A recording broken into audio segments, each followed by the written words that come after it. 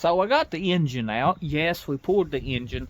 We poured the transmission. We're building this El Camino here on this channel, and it's been quite an adventure. We ain't been too deep into it, but as you can see, we're pretty much taking a head-first approach to it now. It's getting summertime, and listen, I would like to drive in the next couple of months. So this video is going to be about the combination of engine and transmission we want to go with. I want your opinions, what you think would be best. 1978 El Camino, 79. Not sure. I had a couple of these. I think this is the 78 one. The engine is pulled. It did have headers on it. And a nice little 355 if you watch previous videos of us getting it running and stuff. The flywheel was kind of had a bad spot on it, and the starter was bad. We pulled the motor out. Me and my buddy Craig did. He wanted the motor, and I sold him the long block. In case you didn't know, that's just the bottom end with heads on it, you know, with the crank and stuff on it. I kept the pulleys, alternators, carburetor, and everything off of it. I got an eBay store. That stuff went on eBay. The intake, I ain't decided if I want to eBay that yet, but the pulleys and the carburetor is in my eBay store at the moment, in the description below. Back to what we got going on here. We poured this motor out for this one. Vortec 355. A very nice little motor. Has all the pulleys and everything on it. It was in a C10. I'm getting an LS swap. Has this spacer plate on it here. Distributor.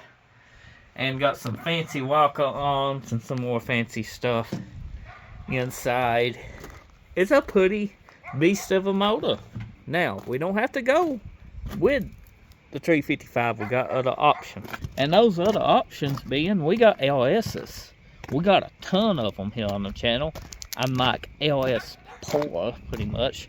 Let's walk by these down here. Joys of running an eBay store that sells used car parts. I got cars scattered everywhere. I picked this up. It runs and drives. 5.3, 260 some thousand miles.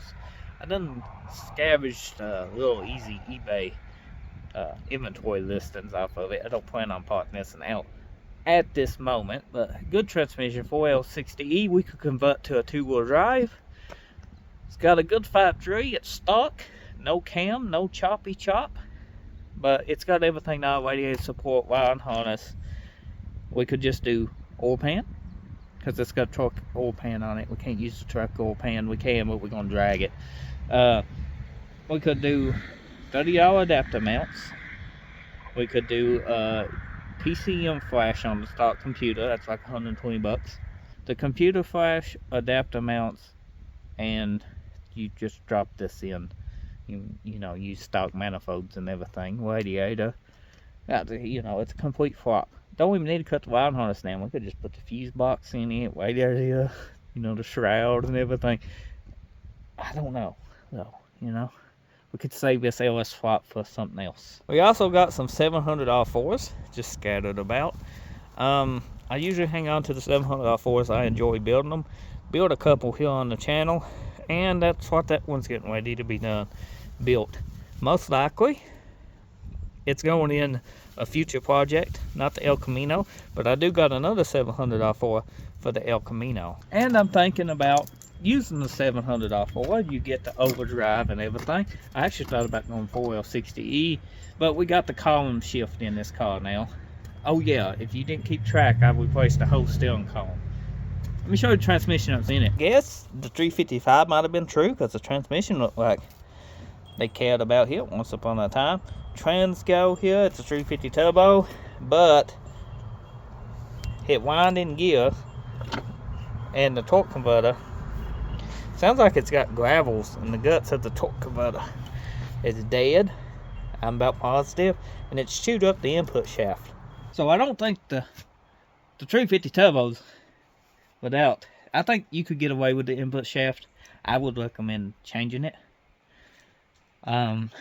And it definitely needs a torque converter.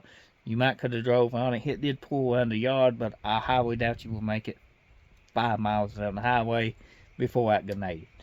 That's my opinion.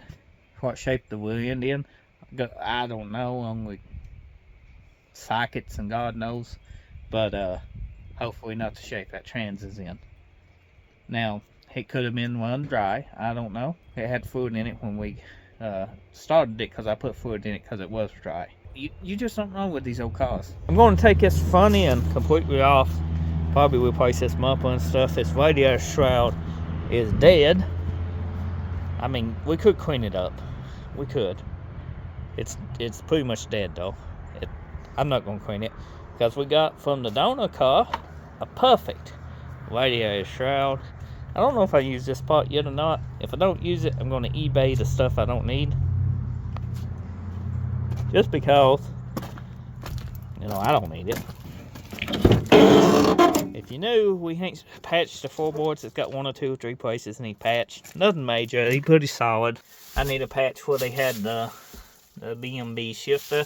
This is the seat my buddy at Outlaw Upholstery we done for us. Diamond stitch. Fully we done. That's the nicest thing in the car at the moment.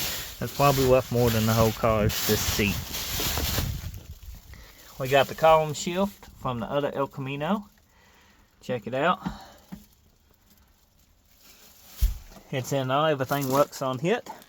This car will have beautiful interior in it with this seat once the man gets a carpet. All that's cleaned up.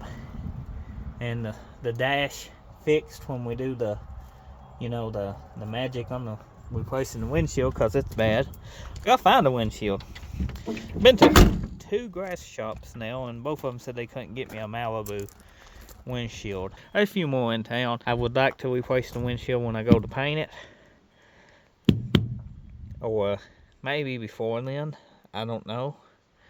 I can always take the trim off, then paint the car, but the windshield does need to be replaced. I don't like driving around on these cracked windshields, and honestly, I don't know what cracked it.